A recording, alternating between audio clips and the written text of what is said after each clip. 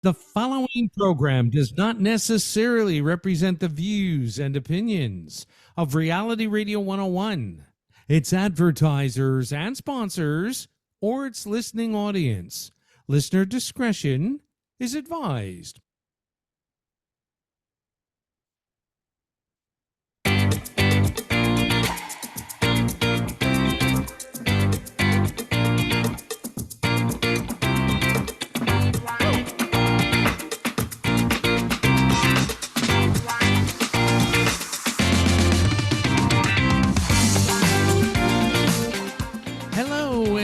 Welcome to the Liquid Green Health Show with your hosts Fred and Janet Cox right here on Reality Radio 101. To contact us right now, send us an email. Our email address is liquidgreenhealthshow@gmail.com.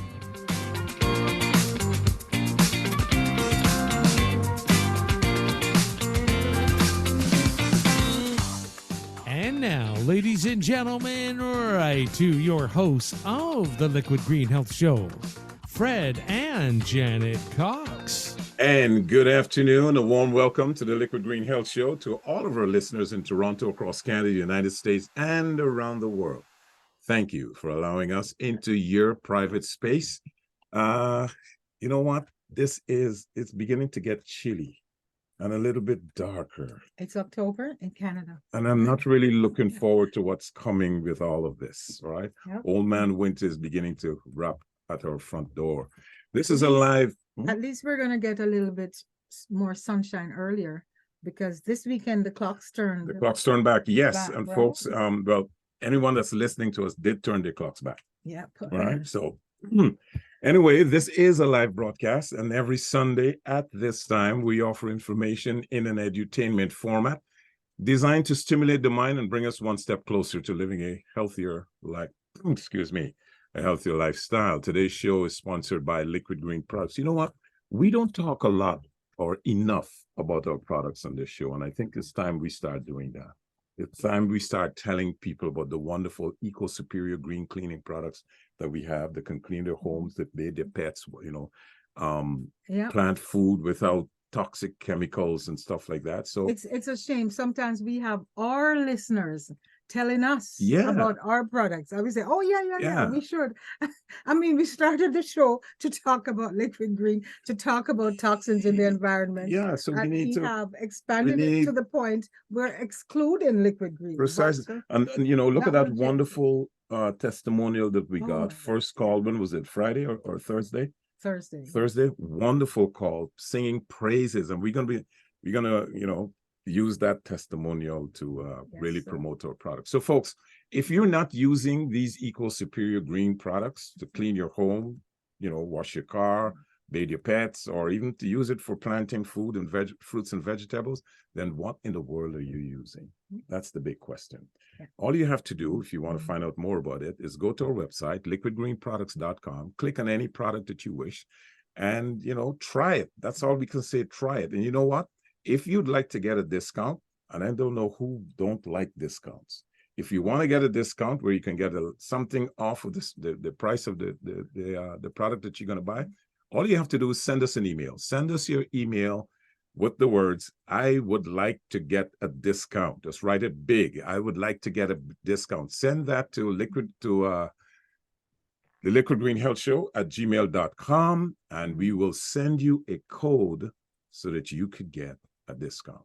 And if you say, I'm just thinking about this right now on the spot. So if you say, I want a bargain, then you'll get a bigger discount than Fred's discount. Okay, so there you got it. Send us that email at liquidgreenhealthshow@gmail.com. This is a live radio broadcast, as I've said earlier, but it's also available on Spotify or on YouTube. All you have to do is to type in Liquid Green Health Show, and all the past shows will come up there. Now,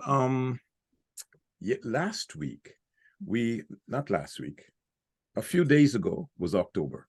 Yeah. And the month of October is known internationally as Breast Cancer Month. Mm-hmm. A couple of weeks ago, we had a wonderful guest on that, talked about breast cancer and various, ways on how you could avoid it and what to do if you do have it. And so we are fortunate to have this wonderful guest. His name is Innocent Aki. But before you introduce Innocent, I just wanted to wrap up last week. It seems so far away, but Halloween came and went. Yeah. What did we do? We were on a Zoom call. Yeah. With the AU, right? Yeah. We had the big AU function. We had Madam Vivian on, who is the head of Ontario in terms of restructuring the African Union. Yeah, that was a wonderful event. That was a great event. It was a free event. Yep. So the food was excellent. As a matter of fact, the food was better than some places where you go and pay $200. The food, yes, the food. And there was a lot of it. And last night I went to another function, the Jamaican ex-soldiers function. Oh my God, they had over 640 people in that room. Wow. That was a huge one. Wow. And that was also fun. We were there to promote Liquid Green. So I'm sure out of that, ching ching. Yeah. So anyway, yes. I'm going to take this opportunity to introduce our guest. He's becoming a regular now. Hopefully, right? Right. Our guest today is Innocent Aki. He's the founder and lead scientist at Red Salve Limited. This is a company whose goal is to bring wholesome health to the world, leveraging the ancient wisdom and power of African traditional medicine, backed by modern science techniques. Red Salve currently has 17 products on the market, and Innocent is also a certified licensed nutritionist practicing African traditional medicine. He's currently consulting and tending to patients with life-threatening critical cases, primarily in Europe, Africa, Canada, and the United States. Currently, he is involved in innovative medical research and development of new methodologies for the treatment of chronic disease. And if you'd like to get in touch with Innocent, you can write to innocent.aki@gmail.com. That's innocent.aki@gmail.com. There's also a phone number, 346-308-0686. That's Could you in the say United that States. slowly, please, so people can actually write it down? Was it too fast? Yes. 346-308-0686, and that's a US number. And so here we are, Aki. It really is a pleasure. We are excited and we are happy to have you once again on our show. Thank you very much. Thank you. And good evening to everyone connected. Okay, wonderful. So we're going to just roll right into it. And because the time goes so quickly, we're going to cut the chit chat and give you people want to hear you. They don't want to hear us. Right. All right? You're the one with the information. We want to hear you too. So last week we actually talked, I want to start with this. We talked about some of the issues related to mammogram, right? And you mentioned, that probably not the best thing to do because there were some other things. So I wanted to know at what age, because with mammogram, they say they're now starting with women in the 20s and 30s to go get the mammogram. But now you mentioned thermotherapy. Thermogram, yes. Thermograms. And what age should women be looking at in terms of trying to figure out, do I have it? Will I get it? To try and prevent getting, because we know diagnosis is... Okay, very interesting question. The thing is, in those days, breast cancer used to show up in later ages, but now it's even teenagers, adolescents, they're now getting this kind of thing. So why? Because of all the toxins. We can go into the causes. So for me, I would say from young adulthood, probably from 20 or even 25, once or twice a year should be fine, because it's non-invasive. I mean, it's just cameras just taking pictures, infrared pictures, and being interpreted. There's nothing like radiation, so it's completely safe. So even if you do it, even people that are pregnant can do it without any consequence. So it's completely safe. Now, I know you're not in Canada, and we're certainly not in the US, but from your knowledge, is it a test that they would have to ask for, or is it like a mammogram that's just offered? Do you have any idea? Or we probably should... I don't know exactly, but in the UK, I know there are hospitals people can just walk in and do that. Okay. But I don't know of Canada at the moment. No. Okay. Now, one other question, this has just been on my mind, because when people get the big C diagnosis, crisis, right? But is there such a thing as a type of cancer that's more survivable than another kind? For example, if you're a woman, would you prefer to hear you have breast cancer as opposed to cervical cancer? Or as a man, would you prefer to hear you have prostate cancer, which probably will never kill you, or you have brain cancer? So is there any kind of a cancer that you're not too worried if you get it, as opposed to some of the others where you know you're a goner?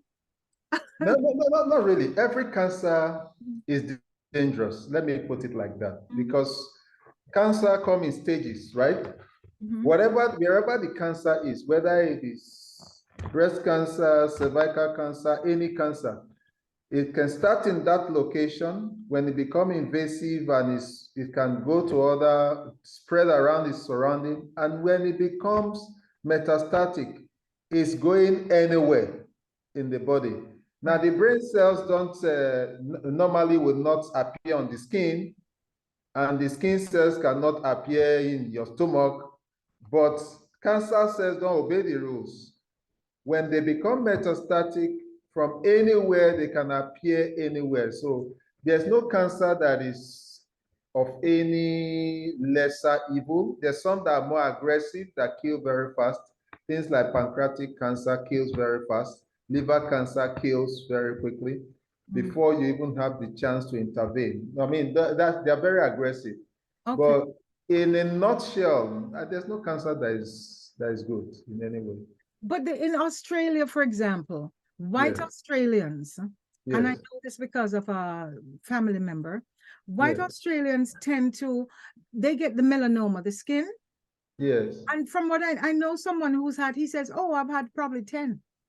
This thing, and they just get them removed, and it is cancer, but it gets removed and they're back in the sun, and it's not a big deal.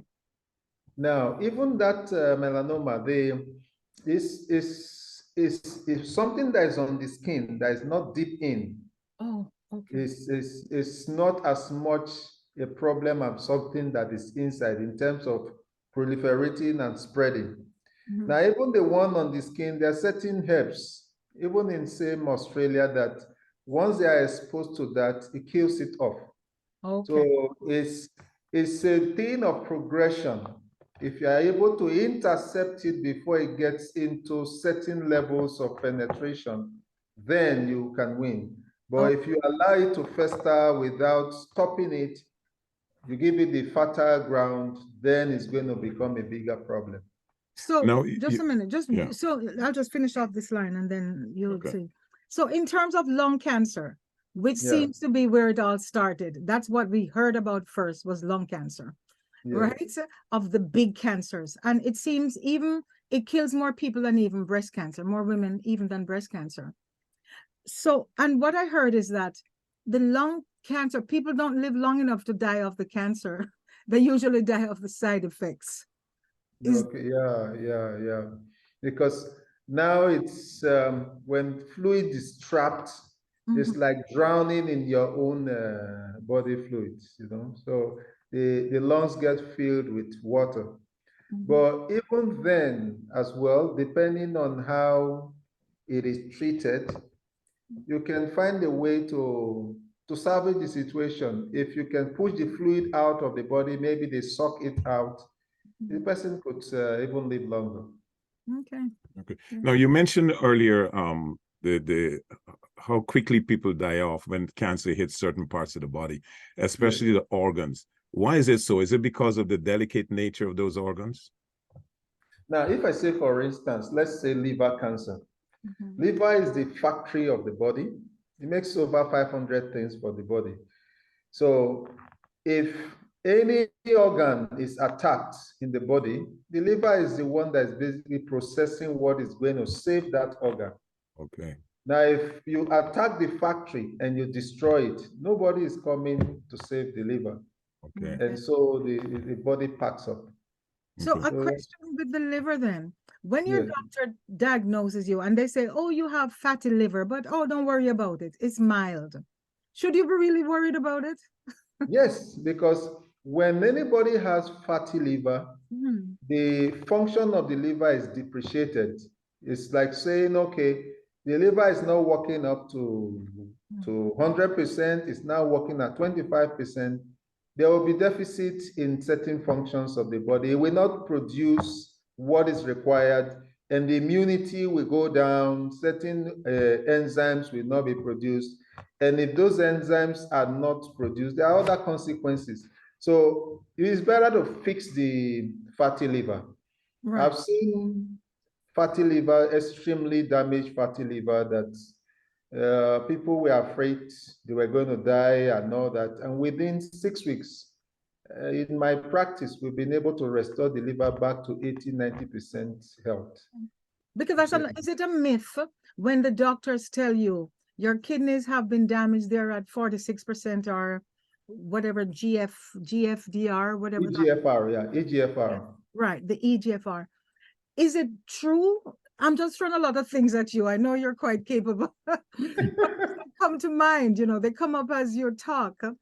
When the doctor says, oh, if your kidney has reached that function, it can't go back. It can't go back up. Is that true or a myth? It can be reversed. The reverse. Now, the thing is, when it comes to biological beings, there could be catastrophic damage when the thing is completely gone, or there could be certain level of damage where you can actually walk back. EGFR, which is the filtration capacity of the kidney, is supposed to be above 90%. Now, when it drops down, the first thing to ask is, why is the kidney function dropping? And there are a lot of consequences when this happens, because when the kidney begin to lose its function, certain things can even accelerate it. I give you an example, for instance. The kidneys themselves, those two kidneys, they filter 180 liters of blood every day, 180 liters. Wow. And they're sharing that load, right? And for instance, if one of the kidneys maybe is damaged, that's 50% damage, the one that is there have to handle that 180 liters of blood within 1 day. If it doesn't filter that, then toxins that are supposed to get removed from the blood are now piling up in the blood. And if those toxins pile up, other organs will get damaged. So the kidney is going to start with signal the brain and say, look, you need to push this blood faster. If not, I'm not going to meet up. Then when it cries to the brain, of course, is going to tell the heart, pump faster. So the blood pressure is going to go up. Okay. Secondary blood pressure. Okay. Now, when the blood pressure goes up, take for instance, so the heart is overworking because of the kidney this time, and it's pushing the pressure of is exerting a lot of pressure in the blood vessels. If, for instance, the person happens to be diabetic, what is going to happen?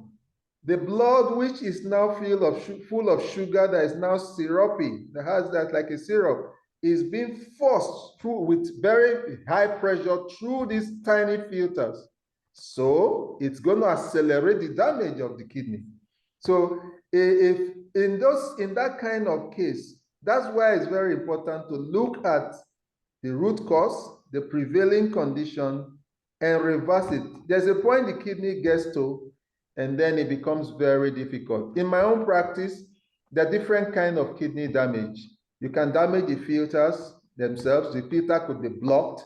How you approach each of them, very different. It's not safe. So if the filters are blocked, for instance, and I've seen someone that was on dialysis, permanently in hospital on dialysis, but I was able to resolve that in a week. And for the last 3 years, he hasn't done dialysis. Wow. But for some other ones, it's not the same. So depending on the kind of damage. So if I say in summary, can the kidney that has an EGFR at 46 or 40 go back to 100? Yes, it's possible. Oh, wow. But depending on the prevailing conditions. Wow. Now, we're talking about the kidneys and the kidneys being blocked and stuff like that. Yeah. Most patients will go to a doctor, and the doctor will prescribe some kind of medication. Yeah. And we know, based on what we've heard, based on what we've read, a lot of that medication can cause more complications. Yeah. In your field, seeing that you are in the holistic field, what type of treatment would you recommend from a natural herbal? And if I can add, we don't want to divert from cancer to kidney, although everything is I just asked that question because we talked, great, right. But because we need to just do a briefly, show on kidney by itself. It's so huge, right? Yeah, but just briefly, if you can just mention, the thing is this, when it comes to kidney, there are different kind of damages, and the way to approach it completely different. Right. So we're if there is polycystic kidney disease, for instance, where you have bubbles of liquid gathering around the kidneys, there are herbs to go around that. Okay. If you have if the damage is due to certain chemicals or poison, then you want to pull out those poisons. So it's not a straight answer. Right. It is based on the particular person, because you have to know what the person has been exposed to, and depending on the age as well. Right. So it's the same with cancer, though. They say even with breast cancer, unless you know what type of cancer, they don't really know how to treat it. The type of cancer you have will determine how they treat it, whether they use immunology, hormone treatment, or whatever radiation. So can you focus a little bit on what do you use? Like if I called you and said, listen, I've been diagnosed, but let's not use me, my friend. My nameless friend, right? Has been diagnosed with cancer. And I know, as Patrick said in your introduction, you do talk to people all over the world. Yes. All right? Yes. What do you recommend? Is there help? Is because, Frederick, what do we know? Everybody talks about a cancer cover-up. Yeah. For years and years, everybody's studying the amount of research and money pouring into cancer. Some people believe there is a cure for cancer, but that the industry is too big. The pharmaceuticals just won't let it come out because it's too huge.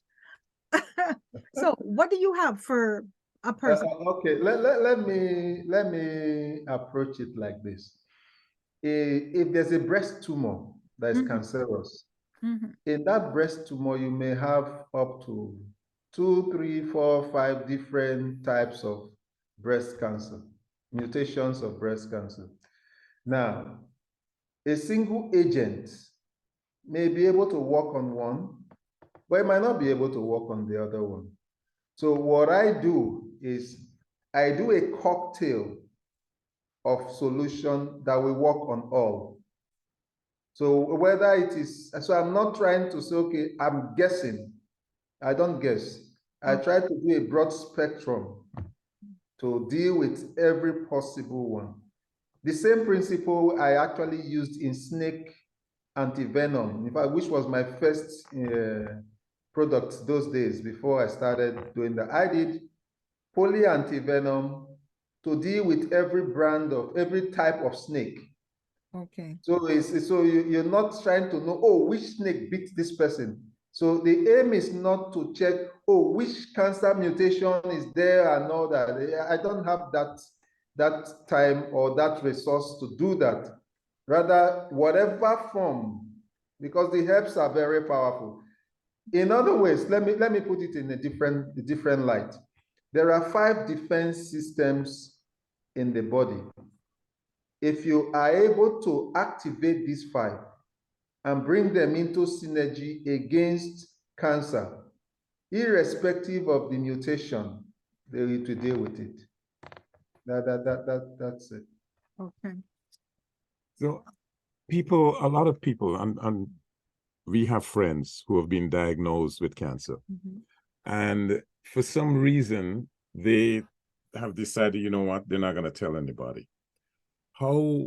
What kind of harm or damage does that do to the individual who holds that information to themselves and not share? Well, you don't really want to share it, but you don't want to broadcast it. See, it's a thing with our culture. With what I find, Innocent, is that there's a difference between men and women. You know, men are from Mars, right? Women are from Venus. And we know that women talk to each other. We seek comfort from each other. If our husbands do us anything, we're going to tell our best friends. Just that they like right? to talk too much. And that's therapy. But men, they won't even go to get the prostate exam because they're men. And, you know, I should not say all men. So what Frederick is saying is, when you get a diagnosis and you keep it to yourself, and I know you were sharing with us about your friend, could you just talk to us how damaging that can be so we can encourage people? If you know you have, whether it's cancer or anything else, the best thing to do is talk about it. Yeah. The thing is, if you have a dangerous diagnosis and you don't share it with the people that can help you, you're just locking the door against yourself. Yeah, because if I'm not saying go and put it on the internet or go and broadcast it, but if you know, okay, this person has a potential to help me, you need to go and talk to that person. If you know a hospital has the potential to advise you, you have to go to that hospital. And if there are family, friends, close people that can even guide you or encourage you, you have to share it. There's no heroism in hiding it. Because when you hide it and the cancer progresses, then it becomes too late. Even if anybody wants to help, they can't, there's nothing they can really do. So my advice to everyone is, if you have a diagnosis or you suspect you have cancer, even if it's not proven, you better talk about it and go seek help as soon as possible, because the earlier you go for help, the brighter your chances of beating it. See, I can understand people who say, well, I don't need to tell everybody. I don't need to tell all the people I know, because some people, they're so negative, and we know how thoughts are. If you're trying to be positive, and every time you tell a friend and they go, oh my gosh, poor you, I'm so sorry, and they bring all the negative emotions in, I understand that. And I know that's why a lot of people don't talk to others about it, right? But when you don't tell your wife or your spouse, or you don't tell your sister, like, you got to have somebody in your corner. What do you think about support groups? Are support groups important? Support groups are important, but for me, the most important thing is the will to live. The will. You have to have that will to live. I've seen patients that have all the best opportunity to save themselves, but they've given up on themselves, even if their partners are trying to prod them on. So that's personal desire and character to fight and win has to be there. Support groups will only help when you have that personal desire to live. Okay. Now, there's something that's happening in the medical profession when it comes to testing drugs that is out there. We know that a lot of these drugs that are being tested, they're only being tested on a specific group of individuals. And when they get the results from those individuals, number one, they're not listening to some of the reports that the adverse effects from some of these tests on the individuals, and they use that same drug as a, right across the board for everybody. And as a result, people get sick, right? Because it's not a complete study. Yeah. Right? So for example, with coming back to breast cancer, and we know about Black women that when they get cancer, it's more prone to be aggressive. Right. And some of the treatments that you would use, like Black women don't survive as much as, say, white women when it comes to breast cancer. It's almost like it's a shotgun effect, right? Yeah. One drug, one treatment for everybody. Yeah. All right. And it's so what do people need to do or know about that? Like, how do you try and get fair?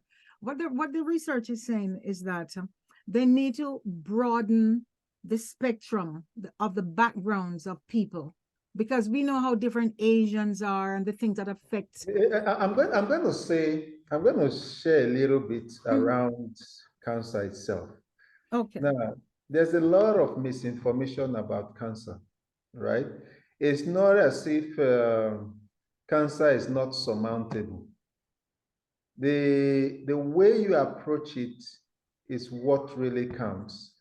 Why would Black women have maybe a lesser chance, for instance?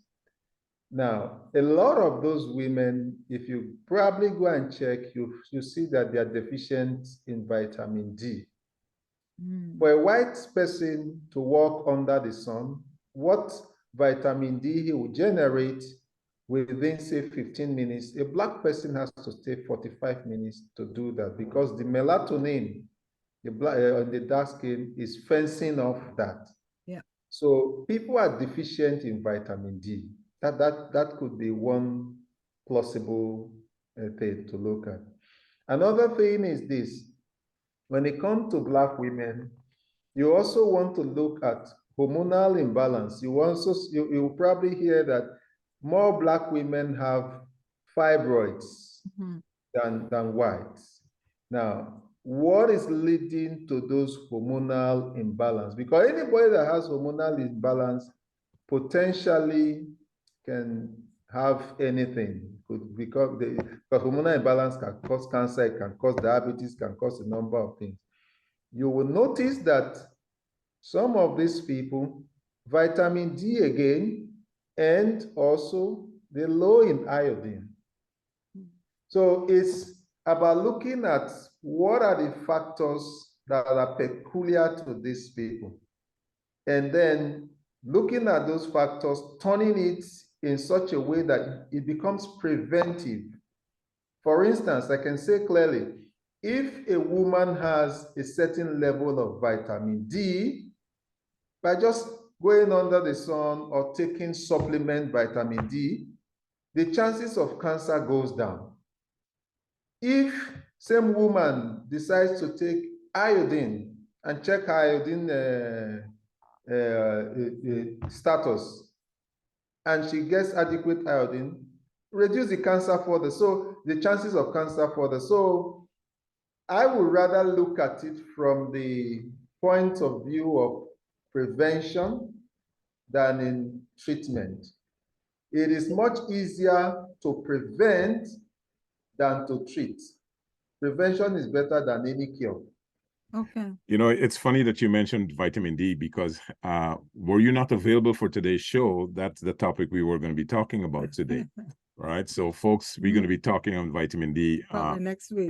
Next week. Yeah. But I want to mention, there was a study that was done in the United States. I think it was in Michigan in the 70s, where they wanted to find out why is it Black men were coming down with higher rates of cancer than the white counterpart. And they did a study on vitamin D, and they found out it's because these patients have low levels of vitamin D. So vitamin D does play a very important role, especially for people of African descent, because of the shortage of sun. We don't get a lot of sunlight here. But I want to ask you, in countries where there's a lot of sunlight, Black people are still coming down with cancer, right? Is it a case where they have low levels of vitamin D as well? Now, vitamin D, that's just one factor. There are many factors, right? Okay. Now, exposure to certain chemicals can be the agent that can lead to that. Like plastic. In fact, men are now having hormonal imbalances as well as women. And if you are interacting with certain chemicals, it could lead to cancer very easily.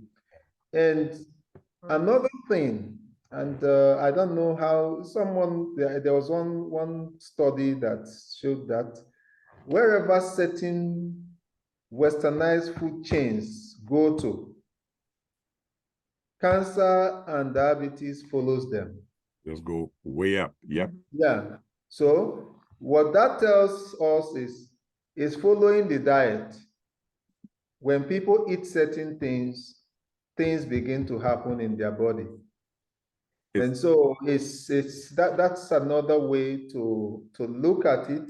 So there is a crystallization of multiple factors that could lead to cancer, yes. The SAD diet, the standard American diet. Yeah. Yeah. Now, back to this with the difference with the races, the BRCA1 and 2, those genes that they say are genetically predisposed to getting it because your parents, your mom, your dad, whatever, had that cancer. Yeah. And when I listen to, we go to quite a few of the women's groups because there's so many groups that try to bring awareness to this, right? And what they say is that it's important for Black women to know this, that it's not a death sentence, however, because of the genes, because there is no epigenetics, which you can switch the flip reverse it, and not just accept it that because my mom and my sister had breast cancer, I'm going to get it. So what do you say to those people? Now, the thing is this, in every cell, there's the seed of cancer, right? What is cancer? A cancer cell can easily, I mean, they form every day. The mitochondria is damaged, that's a cancer cell. But then the body wipes it out. If the body is healthy, or it repairs it, right? The reality is this, irrespective of whatever genes, the genes are just seeds.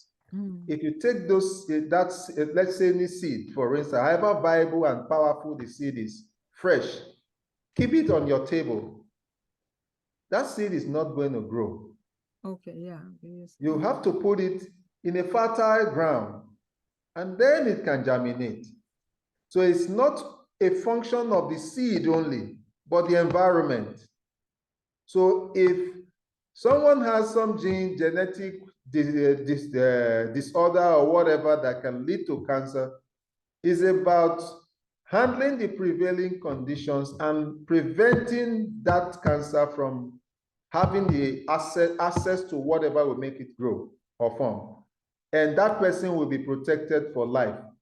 So you don't need to go and cut off the breast or do anything. It is just about dealing with the prevailing conditions, and then there's no risk.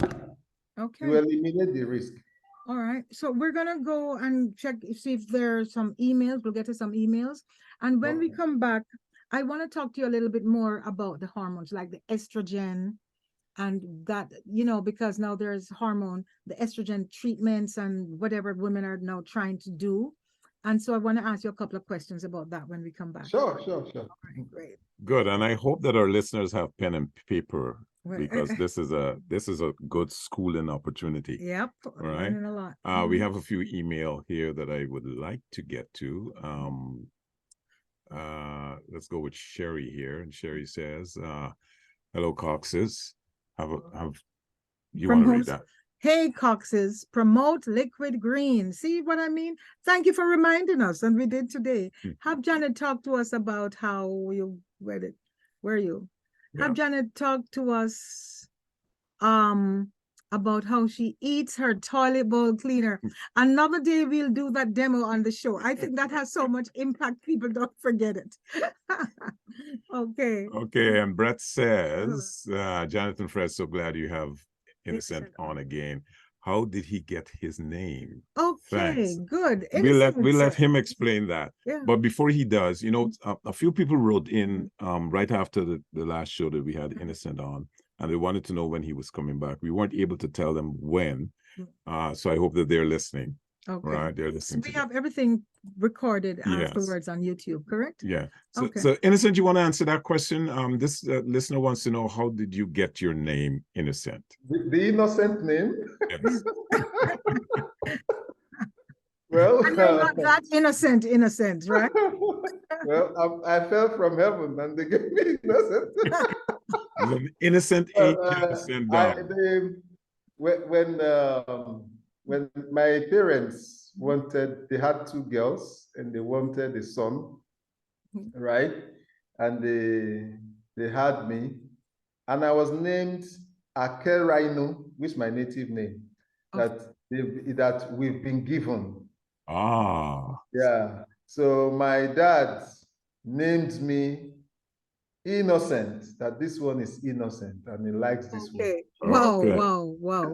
I went to Africa and I was Mm. given a name. My name is Amarachi. Amarachi, that's an Igbo name. Yeah, it means God's gift or something. But Okay.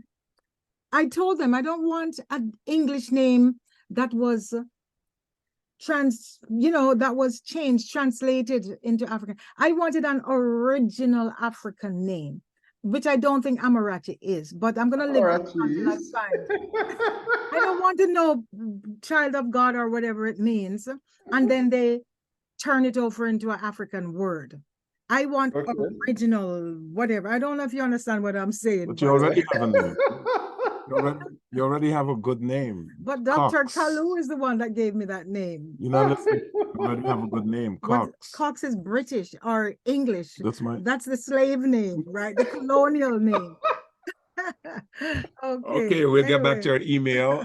Here's one from Kelly, and Kelly says, Janet, some people do not like to burden other people with their health issues. Correct. I'm not talking about sharing a diagnosis to your spouse or family, but nowadays, everyone posts on Facebook when they take a big shit. There are some things that you do not want to discuss with folks. Don't condemn those people.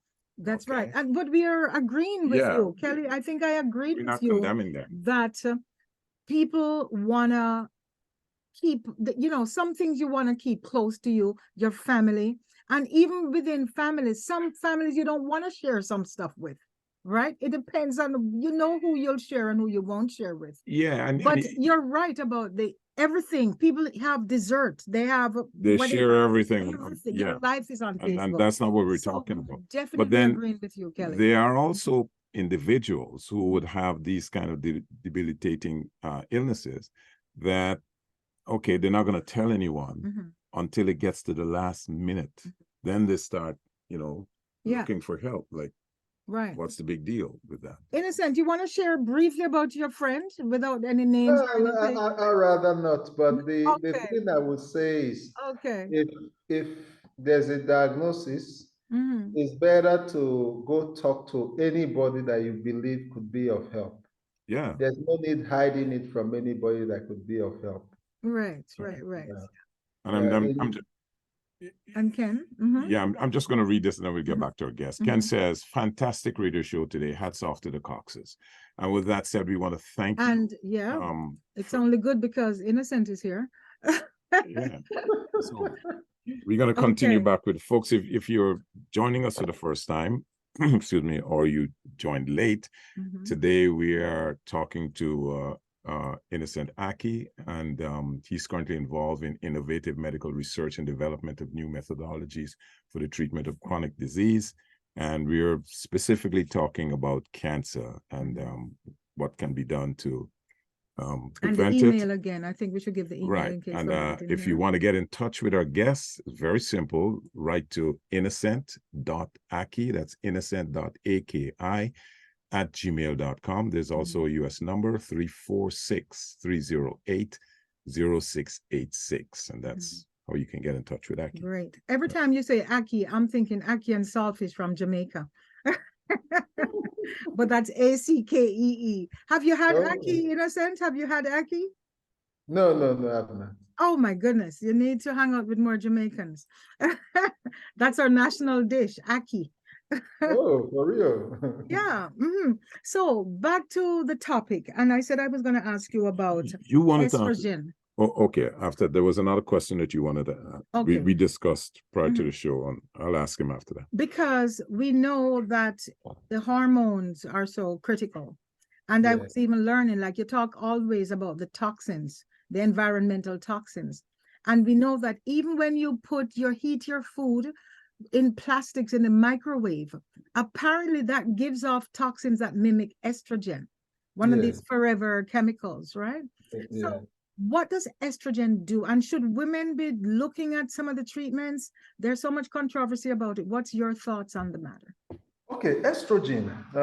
Basically, is the sex hormone. The difference between a man and a woman is only in the ratios of the sex hormones. Mm-hmm. If I may just say a little bit around that, cholesterol is converted by the body into pregnenolone, and pregnenolone is converted into progesterone, right? Both sexes have progesterone. Progesterone is now converted into estrogen, testosterone, and the adrenal hormones. The estrogen, there are 3 types. The ratio between estrogen, testosterone is what differentiates a man from a woman. In men, testosterone is very high, estrogen is insignificantly low. In women, estrogen is high, testosterone is low, but both of them have progesterone. Now, this estrogen in itself is not a problem. It's just a chemical messenger. That's why when women have the shape of women and all that, it is estrogen that is giving them that, sending that chemical message. Where the problem lies is this.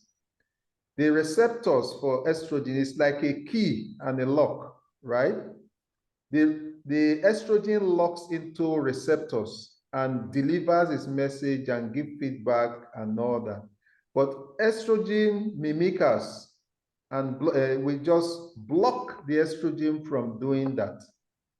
So basically, you now have a situation where a lot of estrogen is piling up in the body, but it's not doing the function it's supposed to do. And estrogen is a hormone that encourages growth. So when the estrogen has gotten out of balance with other hormones, that's what we call hormonal imbalance, right? And when there's hormonal imbalance, it's basically like you're sending signal, like we're talking now. If there's no connection between, the circuit is broken between us, I will be saying my own, you'll be saying, and there's no coherence. So that's what happens to estrogen. And estrogen of the 3 types, 2 of them are growth proliferative. And then because it affects the sexual organs, it could lead to cancer, for instance, of the reproductive systems. How do you deal with this?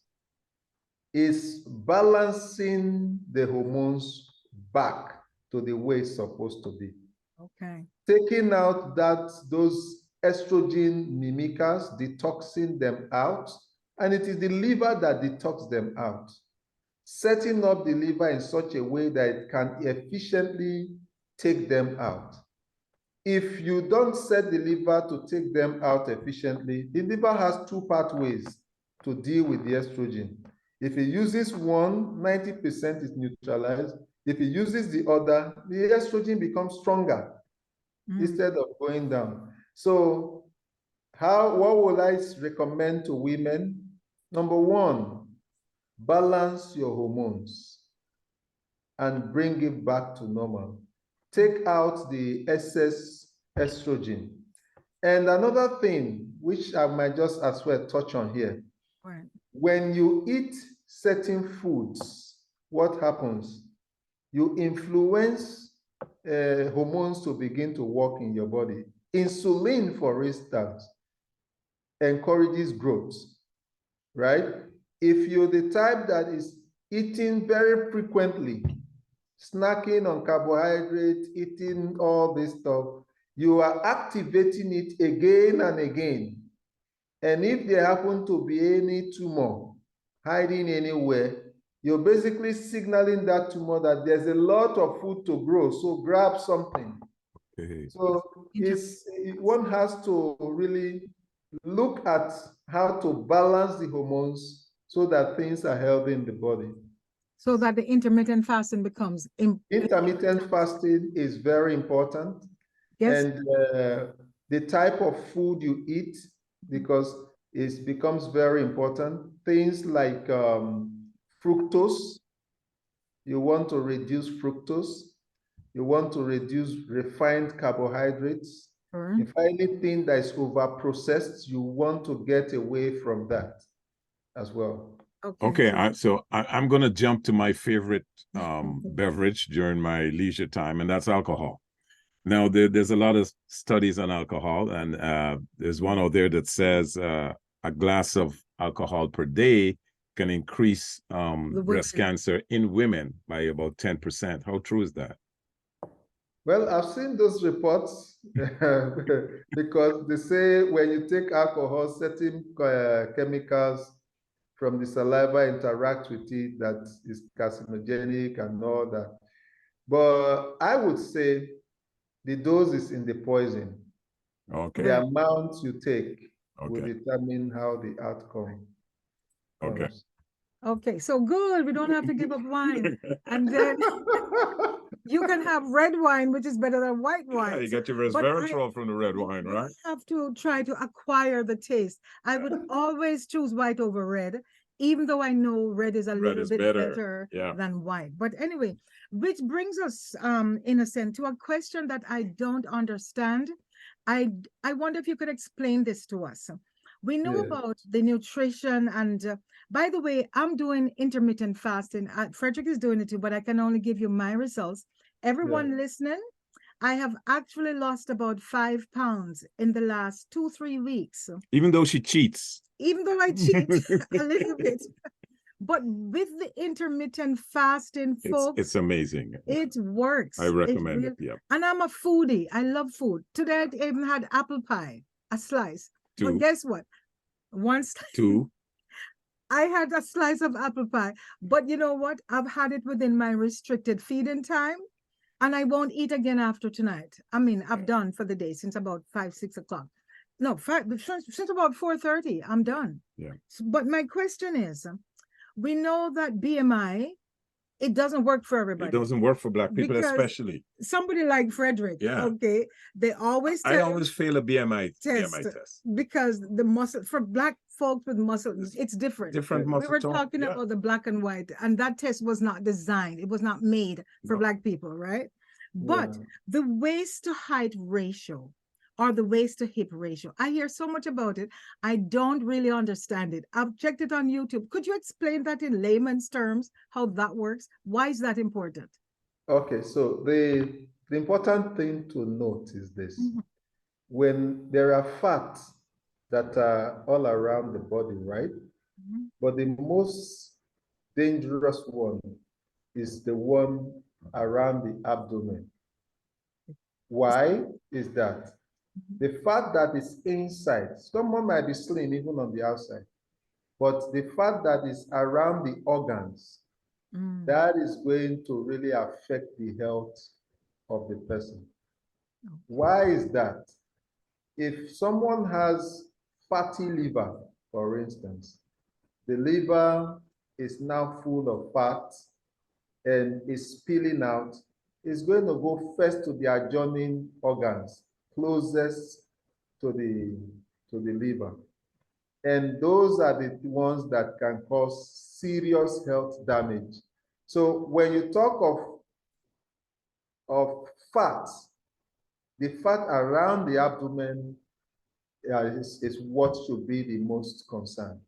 So height, all of that, the main concern should be abdominal fat, visceral fat. Those are the fats that are dangerous. Hey, Frederick? You heard that? I don't have fat around my Well, tummy. and folks, my husband loves cookies. Yeah, but I haven't had a cookie in months. He's not had cookies for months. The Oreos, they probably losing business. So They're you have to probably bring that losing up. because he now is into Kit Kat. And I have found the Kit Kats in the car. I have found them in the glove compartments, folks. But I'm He just left one for the other. So he's so Why he are you can- searching my car? you're like the big corporations or the folks that say, oh, we don't do this anymore, but all they've done is switch it. Yeah? We don't, serve sugar, but they've just switched it and done something Call it else. a different name, right? I have one other important question for you, and this is for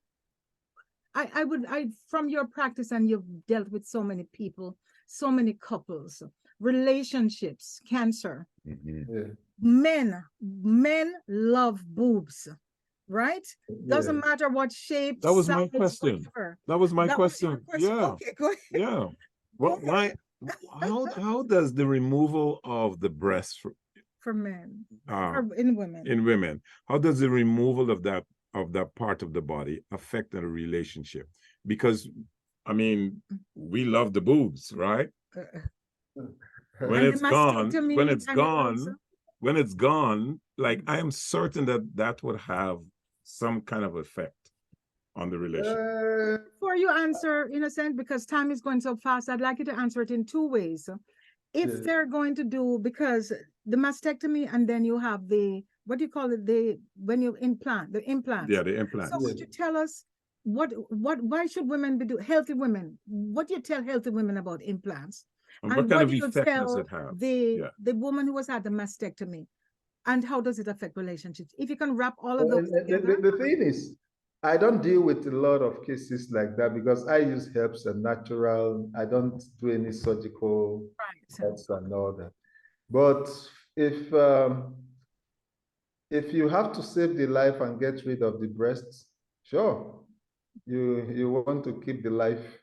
You don't want to keep the breast and the person dies. So if it's a sacrifice to get rid of the breast and keep the person alive, for me, it's what any man would live with. Aesthetically, you might not like it, but better to have the person alive. For people that are doing implant, that is a very unnecessary thing because you're creating an environment where things can possibly go wrong. Because when you sustain micro injuries that didn't heal properly, that is the fertile ground from which any cancer can take off and things can really go south. So for me, anybody that wants to do any kind of surgery, it has to be necessary, not just for aesthetics. Right.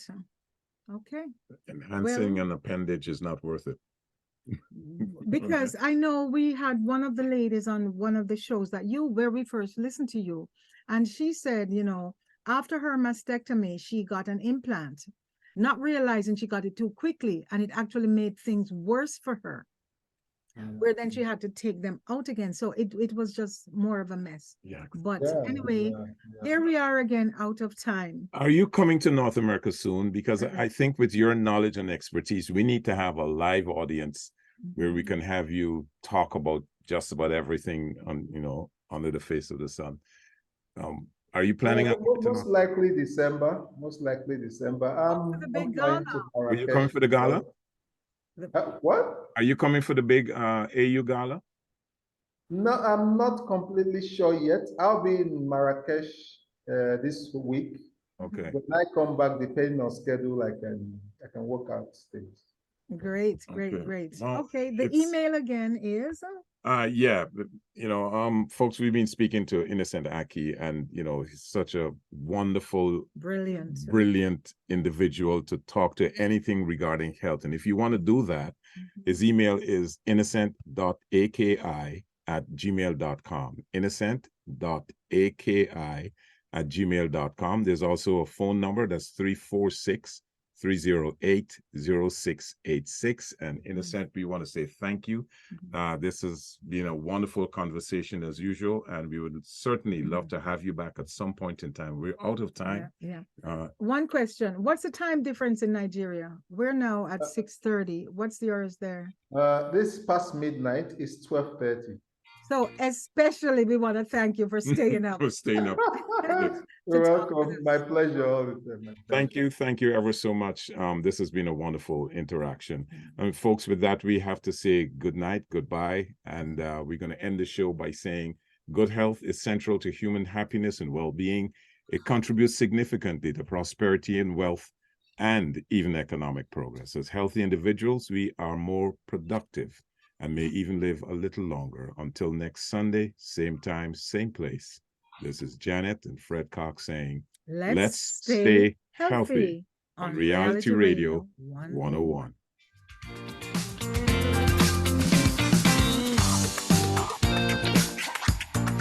Thank you for listening to the Liquid Green Health Show with your hosts, Fred and Janet Cox, right here on Reality Radio 101.